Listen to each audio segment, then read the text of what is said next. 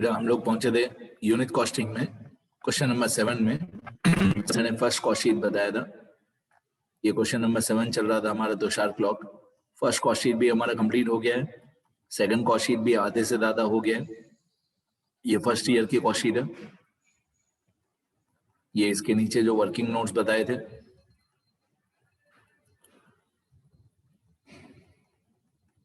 फिर second cost sheet भी आधे से ज्यादा हो गई हमारी, ये सेकंड कॉस्ट शीट है, मतलब सेकंड ईयर 31/12/2012। अब इसमें हमारा फोर्थ नंबर कॉस्ट तक हो गया है, कॉस्ट ऑफ प्रोडक्शन तक। इसके जो और करके दो नाम लिखे हुए थे, एक ऑफिस कॉस्ट और एक एडमिनिस्ट्रेशन कॉस्ट, वो नाम मैंने मिटा दिए, वो आप लिखो नहीं लिखो चलेगा। अब फोर्थ नंबर कॉस्ट के बाद फिफ्थ कॉस्ट में दो चीजें आती है, एक opening stock of finish goods add होता है और एक closing stock of finish goods minus होता है। तो इस क्वेश्चन में ओपनिंग स्टॉक तो था नहीं, इस क्वेश्चन में opening stock of finish goods तो था नहीं, क्लोजिंग स्टॉक है सेकंड कॉस्ट शीट में। सेकंड कॉस्ट शीट में हम लोगों ने प्रोड्यूस किए 10,000 यूनिट्स। सेकंड कॉस्ट शीट में मतलब सेकंड ईयर में हमने प्रोड्यूस किए 10,000 यूनिट्स और सेल किए 8,000 यूनिट्स। तो 2,000 यूनिट्स हमारा क्लोजिंग स्टॉक होगा। ये क्लोजिंग स्टॉक की वैल्यू कैसे निकालते हैं मैंने थियरी वाले पेजेस में एक बार बताया है, अभी सम्स वाले पेजेस में पहली बार बता रहा हूँ, सुनना ध्यान से। क्लोजिंग स्टॉक होगा हमारा 2,000 यूनिट्स, तो इसकी वैल्यू कैसे निकालते हैं मैं यहाँ पे वर्किंग नोट में लिख के देता हूँ।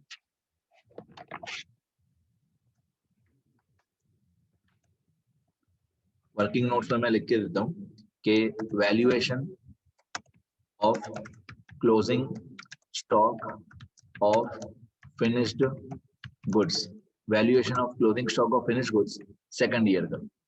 सेकंड ईयर की डेट कौन सी थी? सेकंड ईयर की डेट थी ये वाली 31/12/2012। फर्स्ट ईयर था 31/12/2011 और सेकंड ईयर है 31/12/2012। तो ये जो सेकंड ईयर है 31/12/2012, valuation of closing stock of finished goods on 31/12/2012। तो इसका एक फॉर्मूला होता है, फॉर्मूला ये होता है कि एक साइड पे लिखना है आपको यूनिट्स प्रोड्यूस्ड। मैं दो तरीकों से बता सकता हूँ, एक ये वाला तरीका भी है, एक दूसरा शॉर्टकट भी है। पहले एक तरीका बता दूं, एक साइड पे आपको लिखना है यूनिट्स प्रोड्यूस, एक साइड पे लिखना है आपको fourth number cost. Fourth number cost होता है cost of production, cost of production मतलब fourth number cost.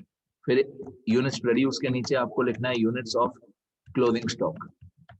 Units of closing stock सामने आपको एक क्वेश्चन मार्क लगाना है, ऐसे आपको क्रॉस मल्टीप्लाई करना है। अब आपको मालूम है कि सेकंड ईयर में हमने यूनिट्स प्रोड्यूस की 10,000, उसमें से हमारा क्लोजिंग स्टॉक था 2,000 यूनिट्स। हमने यूनिट्स प्रोड्यूस की सेकंड ईयर में 10,000 यूनिट्स, उसमें से हमारा क्लोजिंग स्टॉक था 2,000 यूनिट्स। अब यहाँ पे मेरे को फोर्थ नंबर कॉस्ट लिखना है, तो मैं फोर्थ नंबर कॉस्ट यहाँ से देख लूंगा। फोर्थ नंबर कॉस्ट है हमारा 21,50,000, ये हमारा फोर्थ नंबर कॉस्ट है 21,50,000। तो मैं यहाँ पे यूनिट्स प्रोड्यूस के सामने लिखूंगा 21,50,000।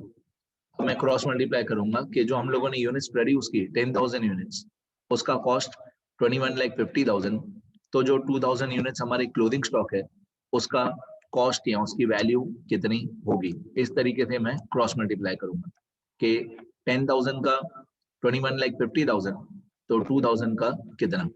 ठीक है, अब एकदम बच्चों के जैसे बता रहा हूँ, इस तरीके से आपको क्रॉस मल्टीप्लाई करना है कि 10,000 की वैल्यू 21,50,000 तो 2,000 की वैल्यू कितनी। डन। यहाँ पे आपका क्लोजिंग स्टॉक आ जाएगा equal to 2,000 multiply 21,50,000 divided by 10,000। तो ये क्लोजिंग स्टॉक की वैल्यू आ गई 4,30,000। 4,30,000 ये closing stock of finish goods की वैल्यू आ गई। ये एक तरीका होता है, मैं यहाँ पे लिख देता हूँ ऑप्शन 1। ये closing stock of finish goods निकालने का ऑप्शन 1 है। ये 4,30,000 हम लोग यहाँ पे माइनस कर देंगे फिफ्थ नंबर कॉस्ट में। ये फोर्थ कॉस्ट तक कंप्लीट हो गया हमारा। इसके बाद आता है add opening stock of finish goods वो इस क्वेश्चन में नहीं है। Opening stock of finish goods इस क्वेश्चन में नहीं है, तो opening stock of finish goods में मैं यहाँ पे 0 लिखूंगा, 0। फिर मैं लिखूंगा less closing stock of finish goods, less closing stock of finished goods. तो closing stock of finished goods में माइनस करूंगा, closing stock of finished goods में माइनस करूंगा, जो अभी हम लोगों ने वर्किंग नोट्स में सॉल्व किया 4,30,000, ये मैं माइनस कर दूंगा। ठीक है, अब यहाँ पे एक अंडरलाइन करके मैं प्लस माइनस कर दूंगा, तो हमारा 5th नंबर कॉस्ट आ जाएगा। ये मैंने प्लस माइनस कर दूंगा मैं, तो यहाँ पे हमारा 5th नंबर कॉस्ट आ जाएगा। 5th नंबर कॉस्ट का नाम होता है cost of production of goods sold. ये 5th नंबर कॉस्ट का नाम होता है cost of production of goods sold.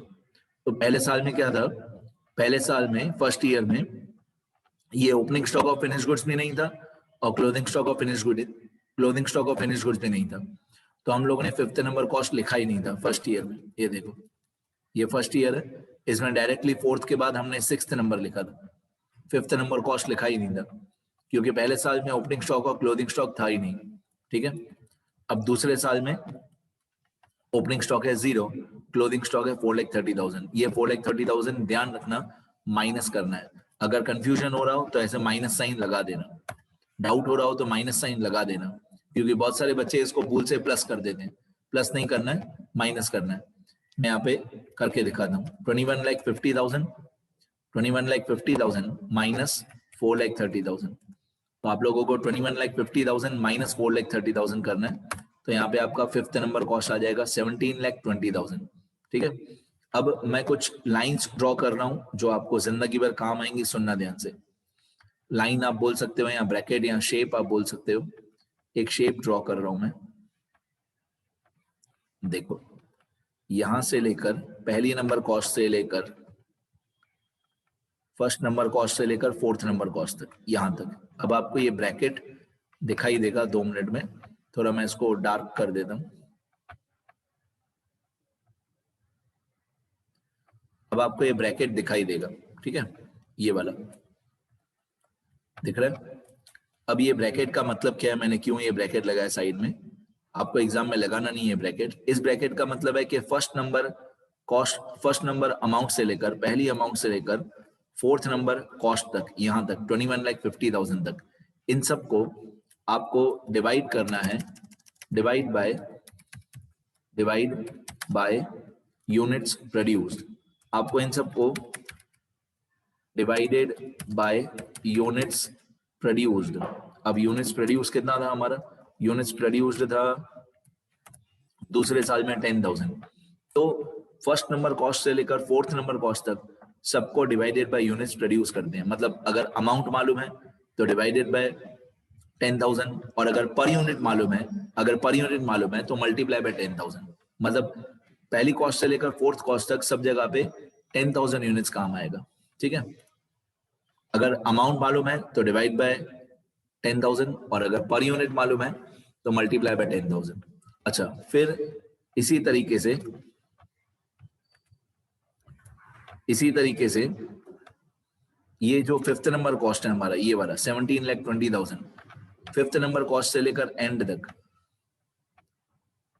5th number cost से लेकर एंड तक सबको हम लोग डिवाइडेड बाय यूनिट्स सोल्ड करते हैं। जैसे यहाँ पे मैंने डिवाइडेड बाय यूनिट्स प्रोड्यूस बताया, उसी तरीके से 5th नंबर कॉस्ट से लेकर एंड तक यहाँ पे हम सबको डिवाइडेड बाय यूनिट्स सोल्ड करते हैं, डिवाइडेड बाय यूनिट्स सोल्ड। ये चीज मैं पहले भी बता चुका हूं, पर सम्स में ये ब्रैकेट आपको अच्छी तरह दिखेगा।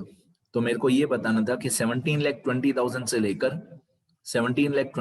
से लेकर हम सबको डिवाइडेड बाय यूनिट्स सोल्ड कर देंगे। अब हमारा यूनिट सोल्ड कितना था, 8,000 यूनिट्स। यूनिट सोल्ड कितना था सेकंड ईयर में, 8,000 यूनिट्स। तो मैं 17,20,000 को डिवाइडेड बाय 8,000 करूंगा, इक्वल टू 17,20,000 डिवाइडेड बाय 8,000। तो मेरा पर यूनिट कॉस्ट आ जाएगा 215। अब अगर ध्यान से देखो तो 4th नंबर का भी पर यूनिट कॉस्ट 215 ही था, और 5th नंबर का भी पर यूनिट कॉस्ट 215 है। हमेशा सेम ही होना चाहिए। जितना फोर्थ वाले का पर यूनिट होना चाहिए उतना ही फिफ्थ वाले का पर यूनिट होना चाहिए। फोर्थ कॉस्ट में 21,50,000 डिवाइडेड बाय 10,000 किया था और फिफ्थ कॉस्ट में 17,20,000 डिवाइडेड बाय 8,000 किया था। ठीक है, तो 21,50,000 डिवाइडेड बाय 10,000 या 17,20,000 डिवाइडेड बाय 8,000, दोनों जगह पे पर यूनिट रेट सेम आना चाहिए। ये फिफ्थ कॉस्ट भी हो गया हमारा। चलो आगे बढ़ते हैं। अच्छा, मैं ऑप्शन 2 भी बता दूं आपको। ये ऑप्शन 1 था clothing stock of finished goods निकालने का। इसका ऑप्शन 2 क्या होता है? इसका ऑप्शन 2 होता है closing stock of finished goods, closing stock of finished goods equal to per unit cost of production, per unit cost of production multiply by units of closing stock। ये फॉर्मूला आप याद कर लोगे तो आपका directly closing stock of finished goods की amount आ जाएगी। तो इस फॉर्मूला में ऑप्शन 2 में closing stock of finished goods equal to per unit cost of production, मतलब जो फोर्थ नंबर कॉस्ट है उसका per unit multiply by closing stock के यूनिट्स। अब आपको अगर याद हो तो जो हमारा फोर्थ नंबर कॉस्ट था उसका पर यूनिट था 215 rupees multiply by closing stock के यूनिट्स। क्लोथिंग स्टॉक के यूनिट्स थे 2000।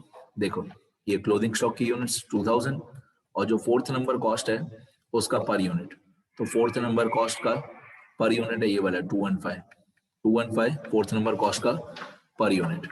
तो 215 मल्टीप्लाई बाय 2000 आप करोगे तो भी आपका आंसर सही परफेक्ट आएगा।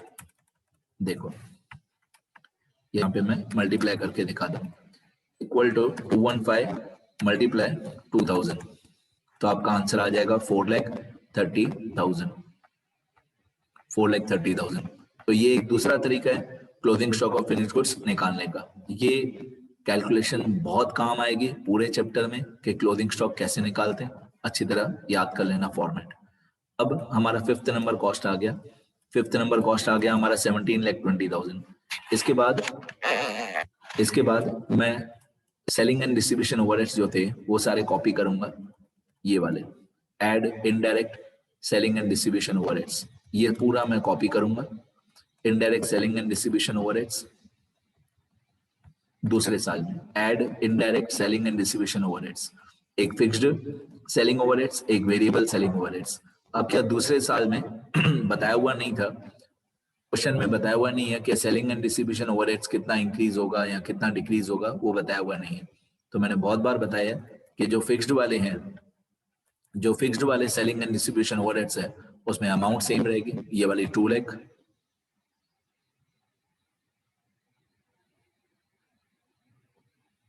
जो फिक्स्ड वाले हैं उसमें अमाउंट सेम रहेगी 2 लाख, और जो वेरिएबल वाले हैं उसमें पर यूनिट सेम रहेगा 10। ये मैंने लास्ट वीडियो में भी बहुत बार बताया कि फिक्स्ड वाले में मेरे को अमाउंट चाहिए और वेरिएबल वाले में मेरे को पर यूनिट चाहिए।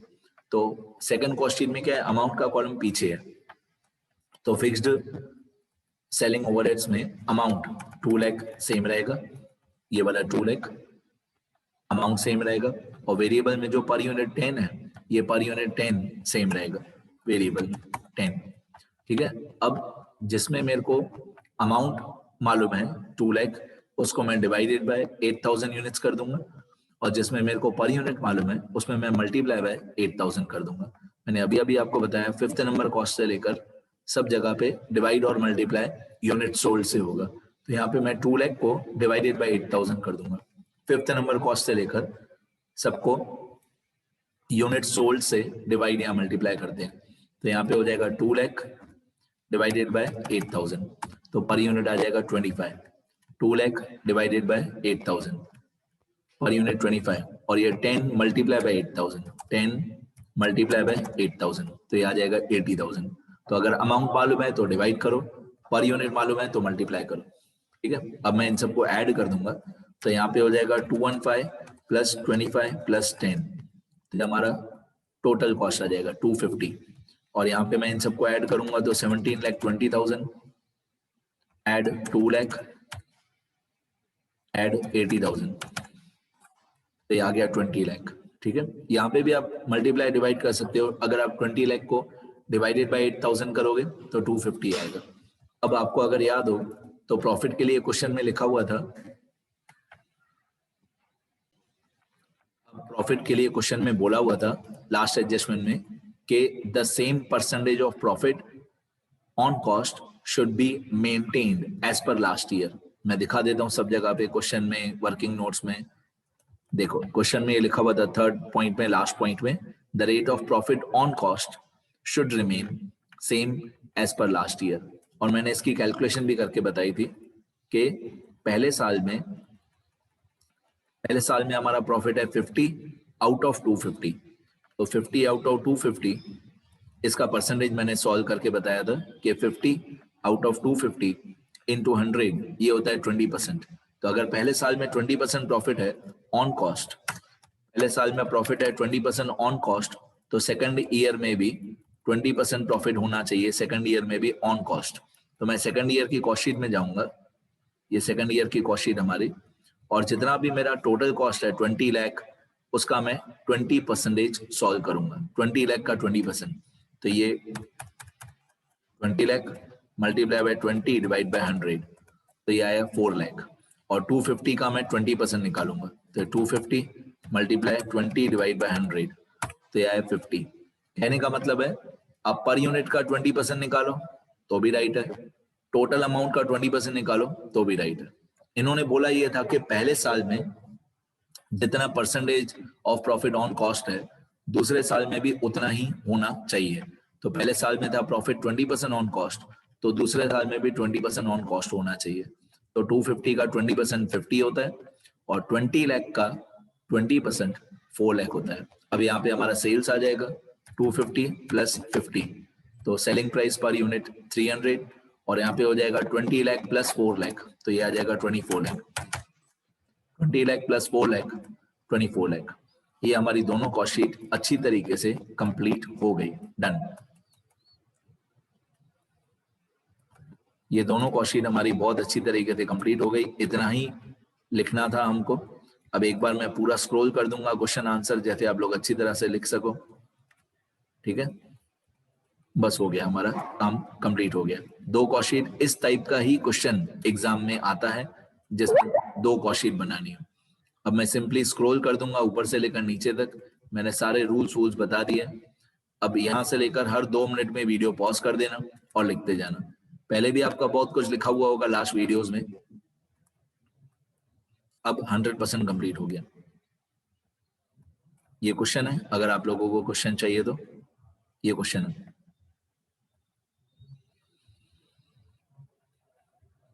हमेशा क्वेश्चन में ऐसे होगा कि पहले फर्स्ट ईयर की इंफॉर्मेशन दी होगी, फिर सेकंड ईयर की। अब ये कॉस्ट शीट पहले साल की।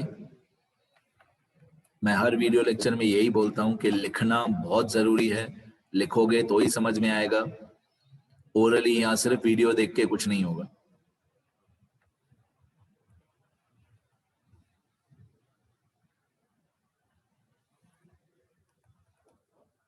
ये पहली कॉस्ट शीट कंप्लीट हो गई। ये पहली कॉस्ट शीट के वर्किंग नोट्स।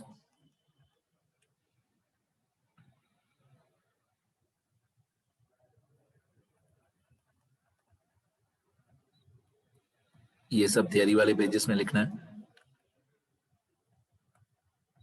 अब सेकंड कॉस्ट शीट,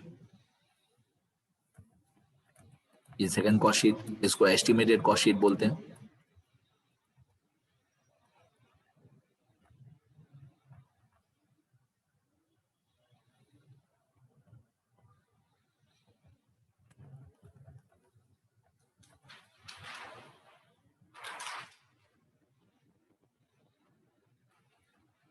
ये सेकंड कॉस्ट शीट के वर्किंग नोट्स।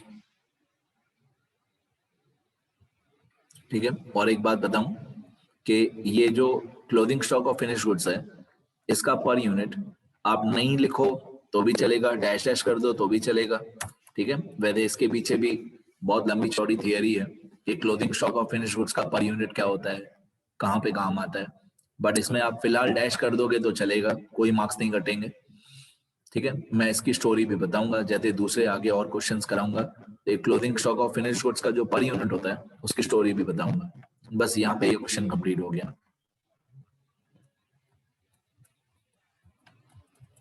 अब प्लीज लिखना सब लोग, ठीक है, बार बार मैं यही बोलता हूँ, लिखते रहना। मिलते हैं नेक्स्ट वीडियो में बेटा।